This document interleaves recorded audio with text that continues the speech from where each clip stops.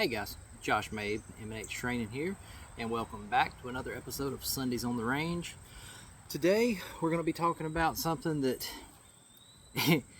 if you're a gun owner, I'm sure it infuriates you as much as it does me. If you're not a gun owner, you probably don't know if what you're hearing is the truth or not. Sadly, a lot of people that don't know anything about firearms take what they see on the news as face value. So that's what I wanted to talk about today. The things you hear on the news that are just simply not true because they don't know, or purposefully misleading. Just depends on who you watch. But a lot of times when these things are said, then you start seeing it pop up on Instagram Instagram pages. You start seeing it pop up on X, Twitter. I still call it Twitter, but you see the same things regurgitated about calibers, firearms, things like that. So one of the first ones that I want to talk about is the AR, the 5.56, and how overpowered it actually is and should not be in civilian hands, so people say, because it's just got too much power. On The View, they said that it had so much power it wasn't feasible for hunting because you would never get meat. It would just destroy it all because it's so high powered. And I've ran across situations like that in the gun world. Everybody knows the classic AR. This particular one is one of my pistols, 5.56, same function as a normal AR, full-size rifle, but has a little bit shorter barrel, has a pistol brace because it's not meant to be a rifle, it is a pistol. If it was a rifle, it would have a 16-inch barrel, it would have an actual stock, not the brace that's supposed to go around your arm. So it's designed for one-handed shooting. The brace, if you take the Velcro off, it will actually go around your arm. So that's how it's designed to shoot. Just using this for illustrative purposes because it is the exact same lower receiver, it's the exact same magazine, the exact same caliber as any standard AR-15, and it just gets misrepresented a lot. So one of the first thing is they say they talk like it's full auto, or as famously quoted on one show, fully semi-automatic. Anything semi-automatic is one pull of the trigger, shoots one round. You let off, pull the trigger again, shoots another round. Any semi-automatic shotgun fires the same way. It's the same way that any handgun that's semi-automatic fires. There is no different in the rate of fire of this and any other semi-automatic firearm. Whether it's a handgun, whether it's a rifle, whether it's a shotgun, does not matter. One pull of the trigger equals one round fired. So that's misleading. You can't just hold down the trigger and just unload a magazine. You literally are having to push the trigger every time the gun fires. Now, you can shoot pretty fast. I'm not going to gloss over that fact. You can shoot this gun very fast. Like, you can see my trigger finger. I mean, you can shoot quite fast. It cycles quite fast. But you do not just hold the trigger down and just mow down stuff the way they describe on TV. So that's one thing they get wrong. The other thing is the power and being able to hunt with it. A 5.56, also 5.56, that's the NATO version. You've also got the 223, which is your generic like sportsman version. 223 is going to be like a varmint round. 5.56, 223 are the same dimensional size. It is a 5.56 millimeter, or it's a 22 caliber. So like 22 LR, like 22 rifle, a squirrel gun, same diameter, and when I say diameter, I'm meaning this way, as a 22 long rifle. The main thing is this obviously has a lot more powder behind it. So you do get a good velocity. It is a high-speed round. I mean, you're looking, depending on the round you got, let's get an average of 2,000, 2,200 feet per second versus a 22 at between 12, I mean, anywhere between 1,000 and 1,600 feet per second. So it is vastly more powerful than a 22 long rifle as far as the cartridge goes, but the caliber itself is still that. So you talk about just blowing a deer to pieces. No, that is a tiny bullet. It is not designed to blow anything to pieces. It is designed to be fast. It's designed for penetration and target shooting, varmint hunting, and they do use this as the standard thing in military because it's a small round, it's easy to load, it's fast diameter, and it does get the job done. But it's designed to go through and through. It's not designed for anything special. It's just the caliber that was chosen. Now, on the view, they said this right here, the bullet of an AR-15, is too powerful to hunt with because it will destroy the meat. You won't have any meat left if you hunt with this right here, this little round. Now, is this the perfect hunting caliber? No. But the reason this is not the perfect big game hunting caliber is because it's too small and not powerful enough. Not because it has too much power.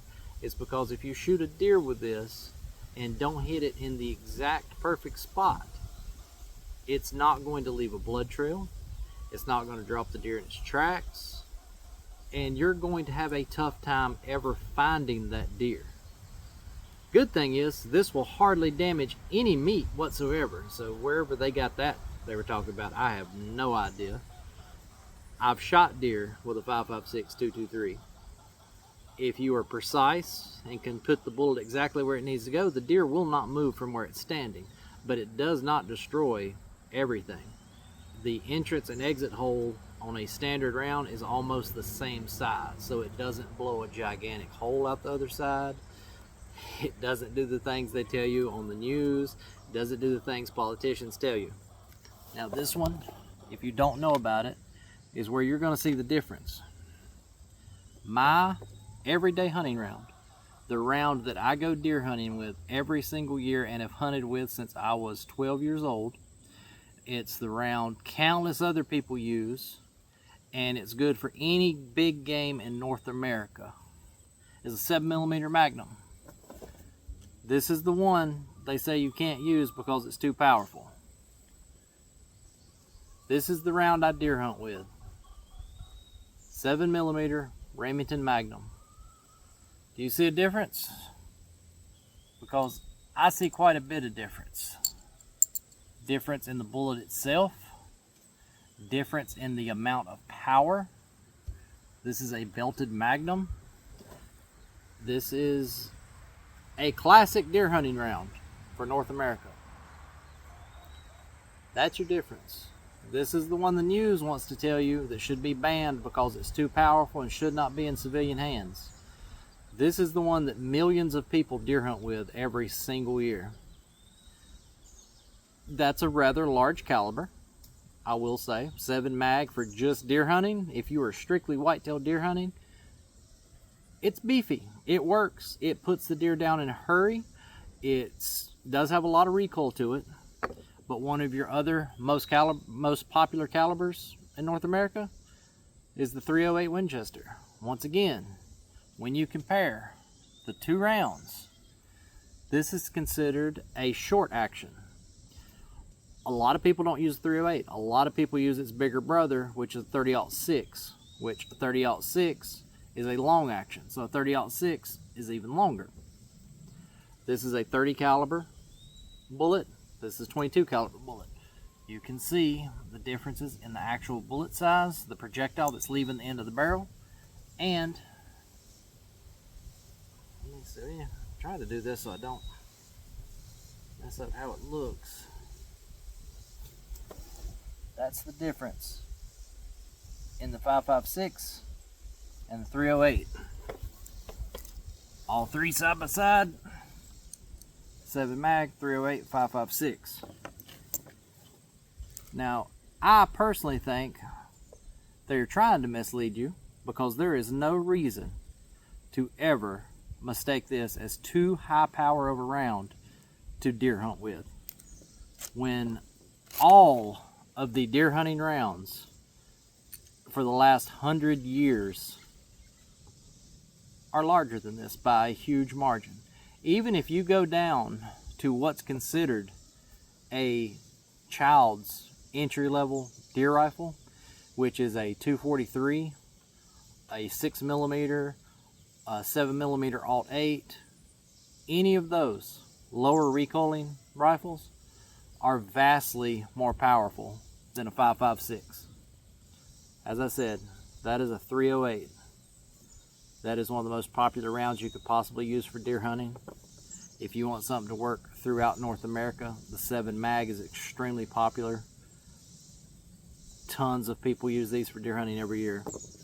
Very, very few deer hunt with a 5.56 or 223 simply because it's not powerful enough to effectively work at longer ranges on deer, or to effectively work with a standard shot placement to give you a reliable blood trail should the deer run off.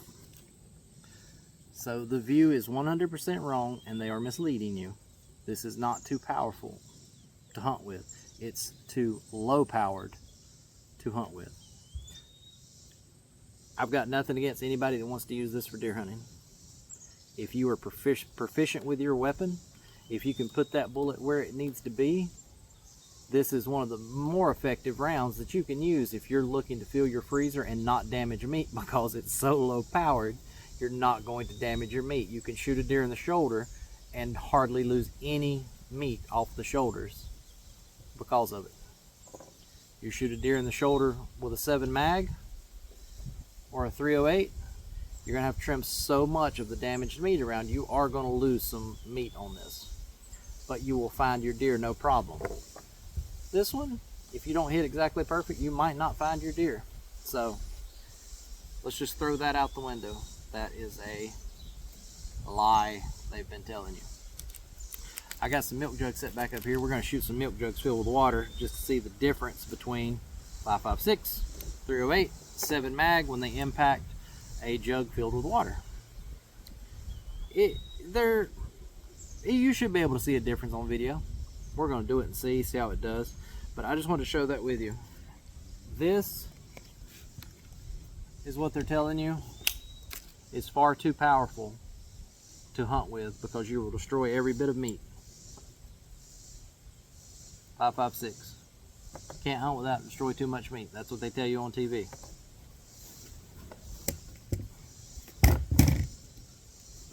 This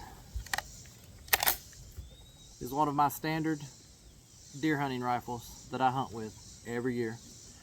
This is a Savage 7mm Magnum. Your standard bolt action. And that's the round it fires. 7mm Magnum. So much difference between that and the 5.56. One of my other go-to rifles, depending on where I'm hunting, is once again another Savage. This one is in 308, which you can see right there, vastly more powerful than a 5.56. These are the things people hunt with because they want a quick and efficient kill. This is not.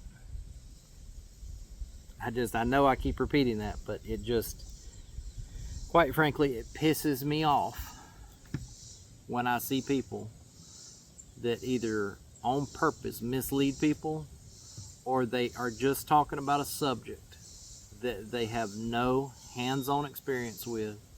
They know nothing other than bullet point messages they see on TV or what they see in a movie. And it just infuriates me that somebody can't just tell the truth. As I said, I'm not saying this can't do damage.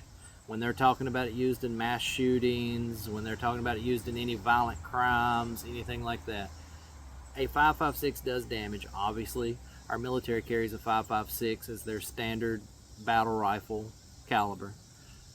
I'm not saying it's not dangerous, so I'm not misleading people. I'm telling you that when they say this is too overpowered to hunt with, they are purposely lying to you. When these are two of the most popular rounds to deer hunt with in North America, and that's what they're telling you is way overpowered to shoot a deer with, because it will destroy everything. That's all I'm trying to get my point across to tell you. So now that we have talked about that, I guess we can shoot some jugs back here, see how that goes. What I'm going to do is I'm going to shoot from sitting down position. Those jugs are back there somewhere between, I don't know, 18 yards, maybe 15 yards, somewhere around there. Doesn't much matter. They're all going to explode, but I'm just curious to see if on the video we can see a major difference between the impacts on the three different calibers. I imagine the 308 and 7 mag, we won't see as much of a difference because massive explosion is a massive explosion either way, but we will see. Another thing, if you notice, if you look right back there behind the milk jugs, I got to do some more work on my range because just got everything finished. I came out here to do this video and I brought some weed killer out here. I was going to get rid of all the weeds on the range, and notice that giant oak tree in the background, which I planned to cut down. Went ahead and fell and managed to take out one of my shooting berms and a line of my barricade where I've got the tires barricaded for any kind of ricochets or any chunks of steel coming off or metals coming off the steel, anything like that. Yeah, I took that wall out, so I got to rebuild that, and I got to get that berm built back up. So working on a gun range out in the woods is a never-ending battle. Just one of those things that come with having it. But for now, let's go ahead and get some ears on. I already got my glasses on. Get these turned on a little bit. And we're going to start with the 5.56.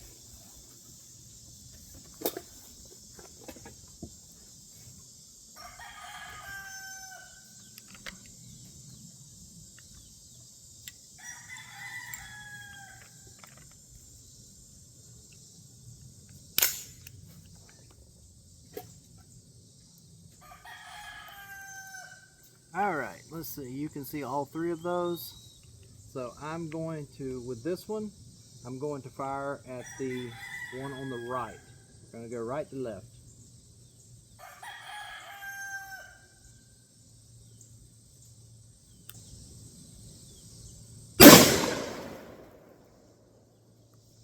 That was a pretty good explosion. Firearms empty. Now, let's try the good old 308.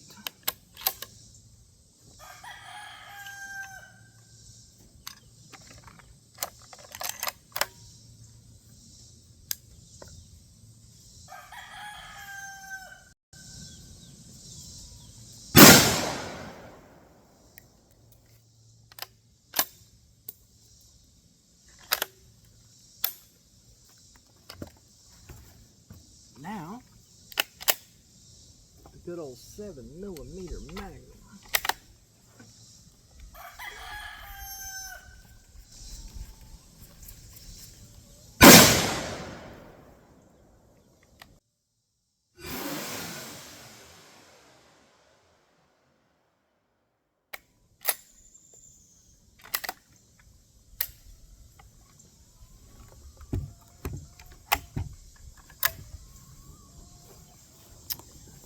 Alright, well I think y'all saw that destruction. We will look back at that on the video, see how it does. I'm going to zoom in on those so you get a good close impact on each one.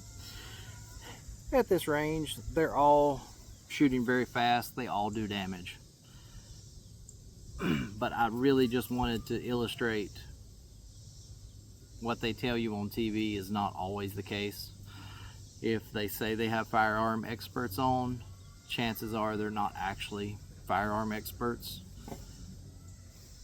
Case in point, when they had the firearm expert on that called a semi-automatic rifle a fully semi-automatic, that is a statement that is meant to mislead people and make you think that it's somehow different than any other semi-automatic, that it's faster rate of fire, something like that. Case in point, when the View tells you that you can't hunt with an AR-15 because it's so powerful that it will destroy the deer and you will not get any meat out of it. When former presidents tell you that an AR-15 is designed to take limbs off and a 9mm will blow a lung out of your body, none of those statements are factually true. Not a single one of them. So please, if you're unsure on any of it, if there's any other questions I don't cover in this video, please comment. Ask the questions. I will tell you the factual questions. Doesn't matter what the outcome is. I will tell you exactly what it is. I will give you ballistic data if you want to see different ballistic data between each one of these. I will tell you the difference between any type of firearm if you're confused. So anybody that doesn't know anything about firearms that wants to ask a question, I've got no problem answering any questions you have from anyone. Does not matter. And I'm sure anybody watching this video that knows a lot about firearms already feels the same way that I do. Let me know in the comments what you think. Let me know in the comments if there's something I missed. Maybe there's something that would be fun. If there's anything you've heard from the news, from movies, from anything like that, political figures, if there's anything you've heard that is so blatantly inaccurate it's laughable, post it in the comments. I would love to hear more about it. There could be some I missed. Maybe one day if I can get a chance to compile everything, we'll do a thing where we show a clip of all the wrong statements and address each one of them one at a time. If y'all can give me some examples, maybe I can look them up. We'll do that. So I really appreciate y'all watching another episode of Sundays on the Range. I don't have a lot more today that I was going to talk about because I was going to go over a few more things, but with that tree falling in the background and I still got to do all of this weeding and everything else, I really need to go ahead and cut this video off. We've been going for a little over 20 minutes, so that's not a bad episode, I don't think. Next week, if I'm not mistaken, if everything goes to plan, next week, Sunday on the Range, we're going to go, it's still going to be on the range, but a little bit different kind of range. Next week, we're going to go a little more primitive, and we're going to talk about some archery equipment, because that's another thing I love. As I said, we're going to cover all kinds of weapons on this channel. But next week's probably going to be about archery. We're going to show everything from a traditional longbow, recurve, compound, modern compound bows, probably even show a crossbow. So a little bit of everything on that episode. I'll probably be joined by my buddy Jonathan Humphrey from Pinnacle Outdoor Traditions. I know he's wanting to do a video himself next weekend, so probably knock out 2 birds with 1 stone, or just make things a little bit easier. But appreciate y'all watching. If y'all have any questions, let me know in the comment, and we will see y'all next time on the range. Have a great day.